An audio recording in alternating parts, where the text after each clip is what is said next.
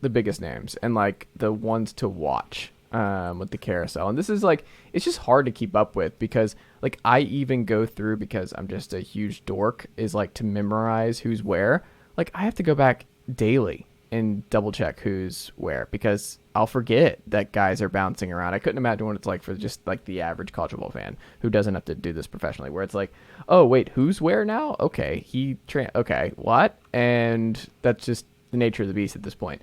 But he compiled like the biggest, basically, defensive coordinator carousels, which is, I think, an talked about point for this particular cycle, because I think how these moves go could swing a lot of programs in a big way in 2023. So he had Alabama with Kevin Steele replacing Pete Golding. Pete Golding obviously was just getting ripped in kind of a similar way. It kind of reminded me of how Georgia fans and then later Florida fans felt about Todd Grantham for many years, where the numbers were like, he's fine. Like, he's not like this bad defensive coordinator. And then there's the third and Grantham jokes and all that. And then it's like he keeps getting picked up and people are still... Pete Golding just feels like the new version where Alabama's fans are like, no, you have to watch every Alabama game. You have to be involved. Like, you don't get it. You don't get why we really don't like Pete Golding. I can't... I feel like Grantham was just like... He felt like such a retread by the end of it. You know, and he was at Louisville with Petrino. It's like he had like... in Mississippi State and Florida with Mullins. So it's like he had a lot of different spots, and they had a lot of good, like you said, like a lot of solid defenses, but the third and Grantham jokes just became, you know, kind of perfect, honestly. Like that, it really summed him up perfectly. But with Pete Golding, it's really just like, okay, he's not Kirby Smart. Like, he's not Jeremy Pruitt. Like, two of the best defensive coordinators in recent history in college football. So it's like, oh, we have the 15th ranked defense in college football? What is this garbage? This is unacceptable. It feels like a different standard at Alabama more than anything. Like, I don't know that Pete Golding, but it's also like Pete Golding's going to have way better players. Well, would have had way better players at Alabama than he's going to have at Ole Miss. So you're going to see like truly what he's capable of doing, because we know what kind of talent Alabama had. We know basically no one in college football other than, you know, Georgia, Ohio State have the kind of talent that Alabama has. So, you know, we'll see what he is, but I wouldn't say we necessarily know that he's just like this kind of, you know, retread, like what his ceiling is, kind of like a Grantham. Like, you're not going to have a great defense. It's going to be super frustrating at times, but for the most part, you're going to have a pretty solid defense. And if you got dudes, then it'll be better. But, you know that Ole Miss just doesn't have the dudes that Alabama does. But it's and playing like, a similar schedule, too. Yeah, I mean, couldn't you see Pete Golding being like the DC at 4 different SEC schools in the next 10, 15 years total? Like, he doesn't end at Ole Miss, then he's at Mizzou in like 4 years, and then he's somehow at Florida in 6. Like, it's just, I could see him following the Grantham path where he just bounced around a little bit. And with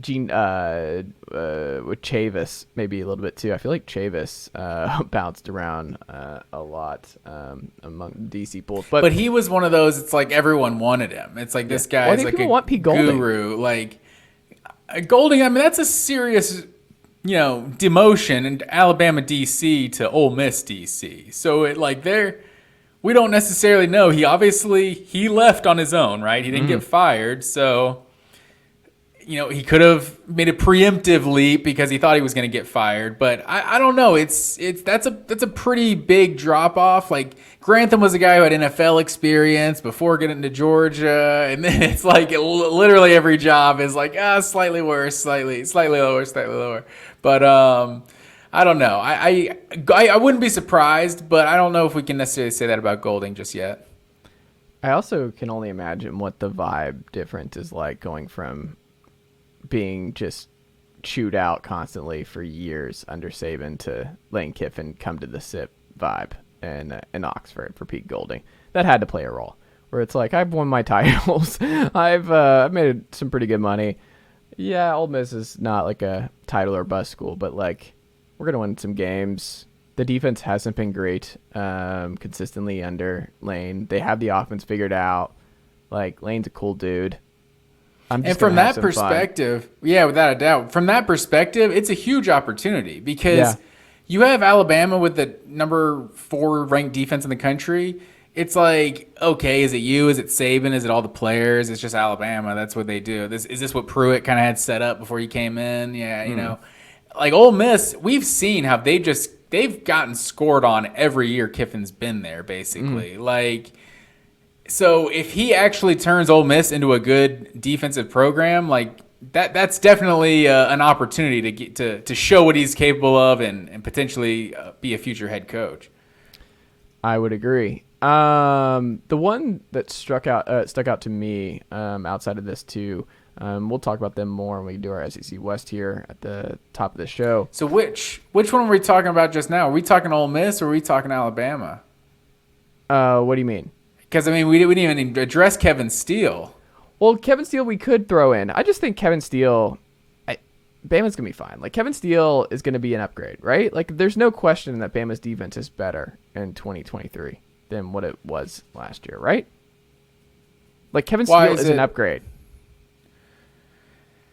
Yeah, I mean, but how? We don't know how much of an upgrade, really. I think we can Has he safely ever had a say. bad defense? But I would say we can safely say that Ole Miss is going to have an upgrade defensively. That's true. That Golding is better than whoever they had, but Golding is they did have a good defense. They just lost Will Anderson, like Jordan Battle, like they have a couple key players from. I mean, Will Anderson is maybe the best player in college football, so it's not necessarily a more talented team next year. So I would say they're not going to be worse defensively, you could probably say, because it's Alabama, but like there's only so far they can go. But I don't know. I don't know if I would definitely say they're better.